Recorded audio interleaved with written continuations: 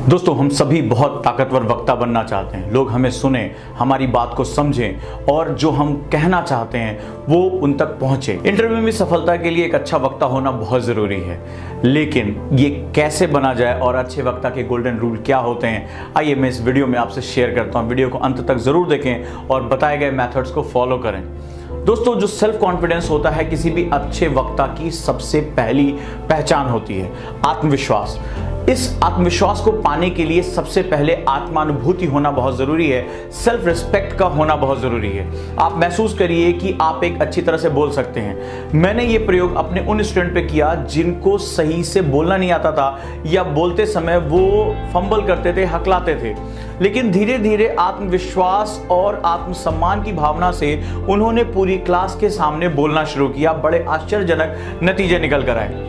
आत्मसम्मान प्राप्त करने के लिए जो सबसे पहली चीज होती है, थोड़ा अपने शरीर और अपने कपड़ों पर ध्यान दें। आप अगर युवा हैं तो आप कोशिश करिए थोड़ी एक्सरसाइज करें। कई बार ये देखा जा सकता है कि जो ढुलमुल शरीर होता है या इस तरह के कपड़े लेजी लिखे जाते हैं, इस तरह के कपड़े जो ढीले होते हैं या बॉडी पे फिट नहीं होते हैं, वो लोगों के आत्मसम्मान को कम करने का तरीका होता है। अगर आप दुनिया के किसी भी मोटिवेशन स्पीकर को देखेंगे या वो जो अच्छी तरह से बोलता है, आपने देखा होगा उसकी ड्रेसिंग बहुत अच्छी होती है, कपड़े वो अच्छी तरीके से पहनता है। जरूरी नहीं कि आप महंगे कपड़ों में ही अच्छे दिखों, साथ ही साथ वो अपने शरीर का भी ध्यान रखता है। थोड़ी एक्सरसाइज करके उसका कॉन्फिडेंस लेवल हाई चला जाता है। तो वक्ता बनने के लिए पहला जो कॉन्फिडेंस ये होना चाहिए। दूसरा, आपको ये पता होना चाहिए कि आप क्या संप्रेषित करने जा रहे हैं, आप किस बारे में बात कर रहे हैं। इसके लिए जो सबसे पहला बेसिक मेथड होता है फ्लैश कार्ड बनाना। अगर आप किसी मंच पर बोलने जा रहे हैं, किसी सभा में बोलने जा रहे हैं और शुरुआती दौर में आपको ज्यादा देर तक चीजें याद नहीं रहती, तो आप एक फ्लैश कार्ड बना सकते हैं। फ्लैश कार्ड एक छोटे छोटे ताश के पत्तों की तरह कार्ड होते हैं जिस पर आप जो बातचीत करने का मुख्य बिंदु होगा, जहां पर आप पॉज ले रहे हैं, उसके बारे में आप बताना शुरू करिए। उस पर आप उसको लिख लेंगे।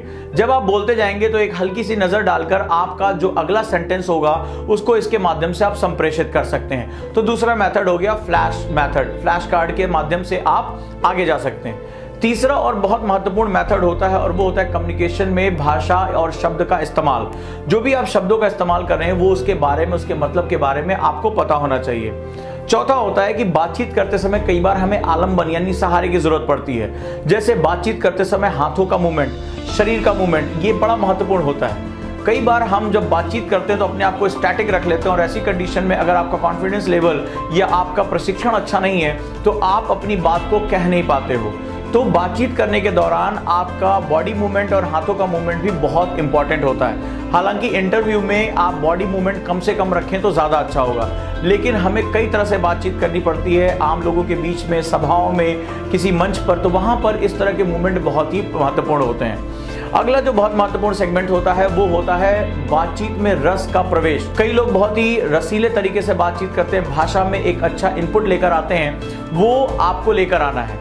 जैसे कई लोग शायरी का इस्तेमाल करते हैं, कविताओं का इस्तेमाल करते हैं, चुटकुलों के माध्यम से अपनी बात कहते हैं और वो अपने श्रोताओं को बांध कर रखने का तरीका जानते हैं।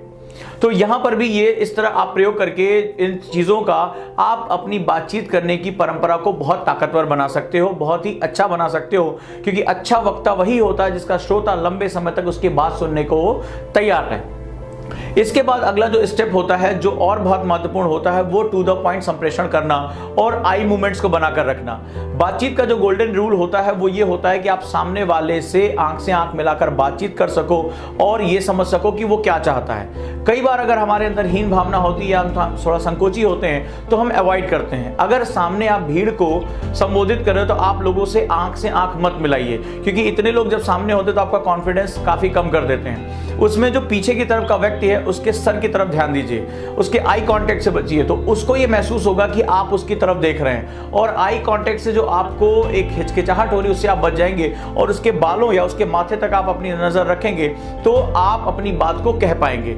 इसी तरह कांटेक्ट होना बहुत जरूरी है। अगर आप आंखें झुकाकर बात कर रहे हो या अवॉइड करके बात कर रहे हो तो आपको एक बहुत ही विफल वक्ता कहा जाएगा।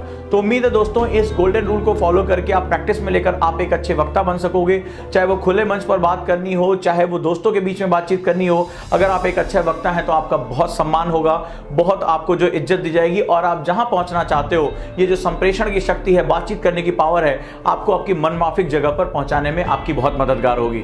दोस्तों, ये वीडियो कैसा लगा जरूर बताएं, चैनल को सब्सक्राइब करें, वीडियो को लाइक करें, और आपके जो प्रश्न है कमेंट बॉक्स में हम तक जरूर पहुंचाएं, उनका समाधान आप तक पहुंचेगा। धन्यवाद दोस्तों।